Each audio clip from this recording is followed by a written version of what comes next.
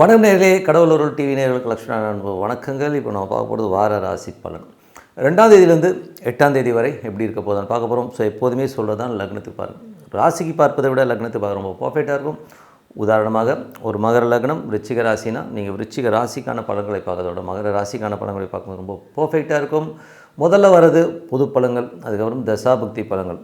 உங்கள் ஜனனகால ஜாதகத்தில் என்ன தசாபுக்தி அந்தரங்கள் வருதோ அதை நோட் பண்ணி வச்சு அதை மிங்கிள் பண்ணி பார்க்கும்போது ரொம்ப பர்ஃபெக்டாக இருக்கும்.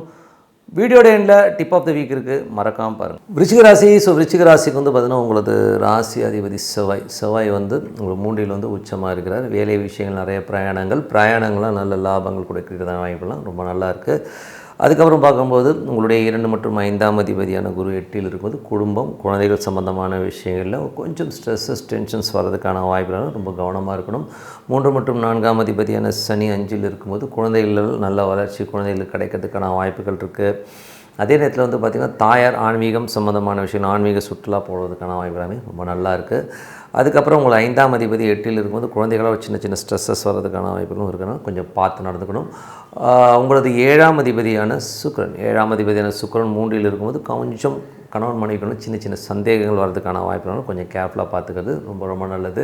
8ஆம் அதிபதியான புதன் வந்து பார்த்திங்கன்னா 3ல் இருக்கும்போது நண்பர்கள் மற்றும் மூத்த சகோதரால் உங்களுக்கு ஒரு ஸ்ட்ரெஸ்ஸஸையோ டென்ஷன்ஸோ ஏற்படுத்துறதுக்கான வாய்ப்பு இருக்கிறனால கொஞ்சம் கவனமாக இருந்துக்கணும். அதுக்கப்புறம் உங்களுக்கு 9ஆம் அதிபதி சந்திரன் வந்து நல்ல பிரயாணங்கள், நல்ல ஒரு ட்ராவல்னால நல்ல லாபங்கள், நல்ல சந்தோஷங்கள் வர்றதுக்கான வாய்ப்பு எல்லாமே ரொம்ப நல்லாயிருக்கு. 10ஆம் அதிபதியான சூரியன் 3ல் இருக்கும்போது தொழில் ரீதியான விஷயம் நிறைய பிரயாணம் பண்ணுறது, தொழிலுக்காக ஒரு கடன் வாங்குற சூழ்நிலை கண்டிப்பாக ஏற்படுத்தும். 11ஆம் அதிபதியான புதனும் 3ல் இருக்கும்போது லாபத்திற்காக நிறைய மெனக்கெடுவீங்க. பட் தான் கொஞ்சம் கவனமாக இருக்கக்கூடிய ஒரு காலகட்டங்கள் தான். இதுவரை பார்த்தது வந்து பொது பலன்கள். இப்போ பார்க்கும் தசாபுக்தி பலன்கள். விருச்சிக லக்னமாக இருந்து சூரியன் தசாபுக்தி. சூரியன் வந்து 10ஆம் அதிபதி 3ல் இருக்கும்போது தொழில் ரீதியான விஷயங்களில் புதிய முயற்சிகள், புதிய கடன்கள் வாங்கி ஏதாச்சும் டெவலப் பண்ணுங்கிற எண்ணங்களை எல்லாமே கண்டிப்பாக ஏற்படுத்தும். விருச்சிக லக்னமாக இருந்து சந்திரன் தசாபுக்தி. சந்திரன் வந்து உங்களுக்கு வந்து நிறைய பிரயாணங்களாக நல்ல லாபங்கள்லாம் இருக்கும். வெளி மாநிலங்களில் இருக்கிறவங்க வந்து நல்ல லாபங்களை கொடுக்கறதுக்கான வாய்ப்புலாம் ரொம்ப நல்லாயிருக்கு. விருச்சிக லக்னமாக இருந்து செவ்வாய் தசாபுக்தி. செவ்வாய் 3ல் இருக்கார். ஸோ 3ல் இருக்கும்போது வேலை விஷயங்கள் நிறைய பிரயாணங்கள் பண்ணுறமான விஷயங்கள் கொஞ்சம் வந்து அப்படி ஸ்ட்ரெஸ் இருந்தாலும் அடுத்த கட்டத்தில் மூவ் ஆகிறதுக்கான வாய்ப்பு எல்லாமே ரொம்ப அற்புதமாக இருக்குது. விருச்சிக லக்னமாக வந்து ராகு தசாபுக்தி. ராகு 4ல் இருக்கும் ஒரு பிரம்மாண்டமான மாளிகை, வீடுகள், சொத்துக்கள் வாங்கணும் அப்படிங்கிற எண்ணங்களை எல்லாமே நிறைய ஏற்படுத்தும். ஸோ இருந்தாலும் கொஞ்சம் கவனமாக இருக்கும். தாயார்கிட்ட பேசும்போது கொஞ்சம் கவனமாக போகிறது ரொம்ப நல்லது. விருச்சிக லக்னமாக இருந்து குரு தசாபுக்தி வந்து 2 5ஆம் அதிபதி 8ல் இருந்து வக்கரமாக இருக்கும். குழந்தையோட பிடிவாதங்கள் உங்களை வந்து கொஞ்சம் டென்ஷன் படுத்தும். குடும்பத்தில் உள்ள நபர்கள் வந்து நம்மளோட பேச்சை கேட்கல அப்படிங்கிற ஃபீல் எல்லாமே கண்டிப்பாக ஏற்படுத்தும். விருச்சிக லக்னமாக இருந்து சனி தசாபுக்தி வந்துங்கள். சனி 3 4ஆம் அதிபதி 5ல் இருக்கும்போது சொத்துக்களாக நல்ல லாபங்கள், நல்ல ஏற்றங்கள் வருது. குழந்தைகள் சின்ன சோம்பேறித்தனமாக இருக்கிற மாதிரி ஃபீல் எல்லாமே கண்டிப்பாக ஏற்படுத்தும்.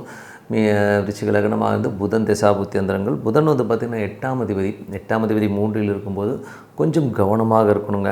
ஏன்னா வந்து 8க்கு 8ஆக இருக்கும்போதே நமக்கு கற்பனையிலே வந்து இதாகிடுமோ அதாகிடுமோன்னு ஒரு கற்பனையிலே வந்து ஒரு ஸ்ட்ரெஸ்ஸையோ டென்ஷன்ஸையோ ஏற்படுத்திப்போம். ஸோ அதனால் கொஞ்சம் கவனமாக இருக்கிறது ரொம்ப நல்லது. விருச்சிக லக்னமாக வந்து கேது தசாபுக்தி. கேது வந்து தொழில் ரீதியான விஷயங்கள் நிறைய கடன்கள் வாங்குகிற சூழ்நிலையை ஏற்படுத்தும். புதிய பார்ட்னர்ஷிப் சம்மந்தமான விஷயங்கள் எல்லாம் வந்து கொஞ்சம் கவனமாக எடுத்துக்கணும். பட் நிறைய மாற்றங்களை கண்டிப்பாக கொண்டு வருவீங்க. விருச்சிக லக்னமாக வந்து சுக்கிர தசாபுக்தி அந்தரங்கள். சுக்கிரன் வந்து பார்த்திங்கன்னா உங்களுக்கு 7ஆம் அதிபதி வந்து 3ல் இருக்கும்போது புதிய முயற்சிகளால் வெற்றி மற்றும் கணவன் மனைவிக்கினோட வந்து சின்ன சந்தேகங்கள் ஏற்படும். ஸோ அதை மட்டும் கொஞ்சம் வந்து கண்ட்ரோல் பண்ணிக்கிட்டிங்கன்னா எல்லாமே சிறப்பு தான். ஸோ என்னை பொறுத்தவரை நல்ல ஒரு பிரார்த்தனை, மனதார இறைவனை பிரார்த்தனை பண்ணும்போது கண்டிப்பாக அடுத்த லெவல் போகிறதுக்கான ரொம்ப சிறப்பாக இருக்குது. Tip of the week. So tip of the வீக்கில் வந்து இந்த வாட்டி பார்க்க போகிறது யார் டென்ஷன் பார்ட்டி. ஸோ டென்ஷன் பார்ட்டின்றது வந்து பார்த்திங்கன்னா கொஞ்சம் சாட்டிஸ்ஃபேக்ஷன் இல்லாமல் இது எனக்கு நடக்கல அது நடக்கலாம் ஒரு பெரிய ஒரு கம்ப்ளைண்ட் லிஸ்ட்டே போட்டுக்கிட்டு நம்மளை டார்ச்சர் பண்ணுற ஆட்கட்டில் யாருன்றதை தான் வந்து இந்த டிப் ஆஃப் த வீக்கில் பார்க்க போகிறோம். ஸோ யாருக்கெல்லாம் லக்னத்தில் இருந்து 6 8ல் வந்து சந்திரன் இருக்குதோ அவங்கெல்லாம் வந்து கண்டிப்பாக வந்து ஒரு பெரிய ஒரு டென்ஷன் பண்ணுற ஆட்களாகவும் மற்றவங்கக்கிட்ட வந்து அந்த குறை கண்டுபிடிக்கிற ஒரு தன்மை அவங்ககிட்ட இருந்துகிட்டே இருக்கும். இந்த மாதிரி ஒரு அமைப்பு இருக்கிறவங்க வந்து நீங்கள் யாரை வேணால் எடுத்துக்கோங்க. அவங்க யார்கிட்டையுமே ஒரு லாங் ஸ்டாண்டிங்கான ஒரு ரிலேஷன்ஷிப் இருக்காது. அதே மாதிரி இருந்தாலும் சண்டை போட்டுக்கிட்டு இருப்பாங்க, நிறைய குறை சொல்லுவாங்க. இப்போ ஒருத்தர்கிட்ட இன்னொருத்தர் பின்னாடி பேசுகிறது எல்லாமே இவங்க தான். ஏன்னா அவங்களுக்கு வந்து அந்த குறைகளை வந்து பெருசாக எடுத்துப்பாங்க. எல்லார்ட்டையுமே குறை இருக்கும். எல்லாருமே வந்து 100% பர்ஃபெக்டாக இருப்பாங்கன்னா பர்ஃபெக்டாக இருக்க மாட்டாங்க. பட் நம்ம எல்லாமே ரொம்ப பெருசாக வந்து அந்த டார்க் ஷேடான பகுதிகளை நம்ம பார்க்க மாட்டோங்கிறது தான் உண்மையான விஷயம். பட் இவங்க வந்து அதை தான் மெயினாக பேசுவாங்க. இவர் சரியில்லைங்க, அது சரியில்லைங்க, இது சரியில்லைங்க, வீடு சரியில்லைங்க. இப்போ ஒரு வீடு கட்டினா கூட அது வீட்டில் இருக்க அவ்வளோ பெரிய வீடு ரொம்ப அழகாக இருந்தாலும் ஒரு சின்ன குறை இருக்குங்க, இது அந்த குறையை வந்து ரொம்ப பெருசாக போதும். அப்போ வந்து அந்த வீட்டுடைய சந்தோஷங்கள் அவங்களுக்கு தெரியவே தெரியாது, அந்த குறை தான் பெருசாக தெரியும். ஸோ இந்த மாதிரி நபர்கள் எல்லாருக்குமே வந்து மனைவியாக அமையலாம், இல்லை பசங்களாக அமையலாம், அண்ணனாக அமையலாம், அப்பாவெல்லாம் அம்மாவாக அமையலாம். ஸோ இந்த மாதிரி அமைஞ்சாங்கன்னா இவங்க என்ன பண்ணலாம், வேறு வழியே கிடையாது. இவங்ககிட்ட ஆர்கியூமெண்ட் பண்ணியும் நம்ம ஜெயிக்கவே முடியாதுங்க. யாருக்கெல்லாம் லக்னத்துலேருந்து 6-8 வந்து சந்திரன் இருக்கோ, சொல்லக்கூடாதுன்னா கொஞ்சம் அவங்க வந்து மற்றவங்களை டார்ச்சர் பண்ணி அதில் அவங்களுக்கு சந்தோஷம் கிடைக்குமா இல்லையான்னு நமக்கு தெரியல. பட் அப்படியே குதறி எடுத்துருவாங்கிறது தான் உண்மையான விஷயம். ஸோ இந்த மாதிரி இருக்கவங்க என்ன பண்ணணும் அப்படின்னா, கூட இருக்கவங்க வந்து அவங்க என்ன பேசினா கொஞ்சம் கண்டுக்காமல் இருக்கிறது தான் ரொம்ப நல்லது. ஏன்னா இதை போய் நீங்கள் அவங்ககிட்ட ஆர்கியூமெண்ட் வச்சிங்கன்னா அதை வந்து இன்னொரு 200% அதிகம் பண்ணி உங்களை வந்து டார்ச்சர் பண்ணி விட்ருவாங்கிறது தான் உண்மையான விஷயம். ஸோ அதனால் யாரெல்லாம் உங்கள் வீட்டில் இருக்கவங்களுக்கு வந்து லக்னத்தில் இது வந்து 6-8 இருக்கோ அவங்கக்கிட்ட வந்து நீங்கள் உஷாராக இருந்துக்கணும்னு தான் நம்ம எடுத்துக்கணும். இப்போ வந்து ஒரு என்ன உதாரணம் சொல்லணும்னா, ஒரு தவறான விஷயத்தில் வந்து நம்ம தலையை விட்டுக்கிட்டு ஐயோ அடிக்குதே குத்துதே குடையுதேங்கிறதை விட நம்ம வந்து அதை விட்டு விலகி இருக்கிறது ரொம்ப நல்லது. அதே நேரத்தில் சில உறவுகளை நம்ம விலக முடியாது.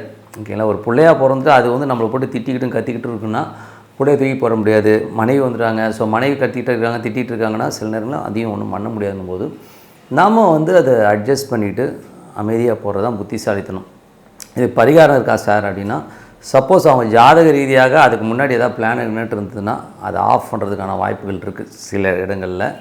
அது வந்து அந்த பர்டிகுலர் ஹஸ்பண்டோ ஒய்ஃப் வந்து போட்டுக்கிட்டிங்கன்னா கொஞ்சம் எஸ்கேப் ஆகலாம் வழியே, இல்லைன்னா ரொம்ப டஃப்பான ஒரு மூமெண்ட்டு தான். ஏன்னா வந்து அந்த 6-8 வந்து கண்டிப்பாக உங்கள் ஒரு பெரிய டார்ச்சர் பார்ட்டிங்கிறதுல வந்து எந்த வித மாற்றம் கிடையாது. பெரிய டார்ச்சர்னால் கொஞ்சம் நஞ்சம் இல்லை. கிட்டத்தட்ட அந்த வாரத்துக்கு 7 நாள் இருக்குன்னா அவங்க 2 நாள் சிரிப்பாங்க, 5 நாள் வச்சு செஞ்சுருவாங்கிறது தான் உண்மையான விஷயம். அது வந்து எந்த வித மாற்று கருத்தும் இல்லை. இது வந்து டெஸ்டடு கேரண்டடு எப்படி வேணால் வச்சுக்கோங்க. ஓகேங்களா. ஸோ அதனால் இந்த மாதிரி அமைப்பு உள்ளவர்களுடைய குடும்பத்தில் இருக்கும் நீங்களே இருந்தீங்கன்னா கூட அந்த டைமில் நம்ம செய்கிற தப்பாங்கிறது வந்து அவங்களா திருந்தினா தான், பட் ஆனால் அவங்களால இருக்க முடியாதுங்கிறது தான் உண்மையான விஷயம். அதே நேரத்தில் வந்து அவங்கள அந்த தசாபுக்தி அந்தரங்களாக அந்த சந்திரன் தசாபுக்தி அந்தரங்களாக நடந்துச்சுன்னு வைங்களேன், அவ்வளோதான் முடிஞ்சிச்சு, சோழி முடிஞ்சிச்சு. இதில் வந்து என்ன ப்ராப்ளம்னா அவங்களும் நிம்மதியாக இருக்க மாட்டாங்க, மற்றவங்களையும் நிம்மதியாக இருக்க விட மாட்டாங்கன்றது தான் உண்மையான விஷயம். ஸோ இறைவன் மேலே பாரத்தை போட்டுக்கிட்டு கம்முன்னு போகிறது தான் இதில் புத்திசாலித்தனம். அதுதான் பரிகாரம் தான் சொல்லணும், வேறு வழி கிடையாது. இதுக்கான ரெமெடியெலாம் கிடையாது. ஏன்னா வந்து அது என்ன சொல் இன்பில்ட்டு.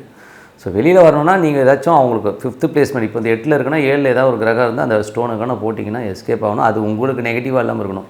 ஸோ அந்த மாதிரி ஏதாச்சும் இருந்ததுன்னா எஸ்கேப் ஆக முடியலையே, இல்லைன்னா எஸ்கேப்பே ஆக முடியாதுன்றது தான் உண்மையான விஷயம்.